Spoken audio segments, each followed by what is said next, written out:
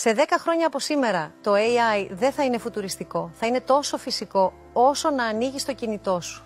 Ας δούμε πώς θα είναι. Ψωνίζεις, φεύγεις χωρίς πορτοφόλι ή κάρτα. Το AI σε χρεώνει αθόρυβα την ώρα που περνάς στην έξοδο.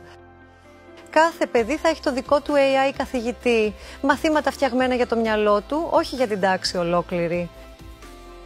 Σε 10 χρόνια το AI θα κάνει τις βαρετές δουλειές.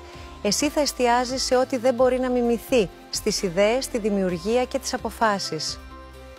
Σειρές, ταινίες, μουσική, όλα δημιουργημένα ειδικά για σένα από AI που ξέρει ακριβώς τι θέλεις να νιώσεις. Το σπίτι σου θα καταλαβαίνει τη διάθεσή σου, θα σε χαλαρώνει, θα σε προστατεύει, σαν να έχει καρδιά και μυαλό.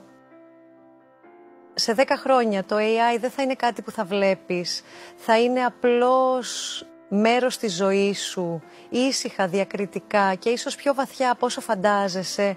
Είμαι η Νεφέλη, αν σου αρέσει το περιεχόμενο που δημιουργώ, μια καρδούλα μου αρκεί.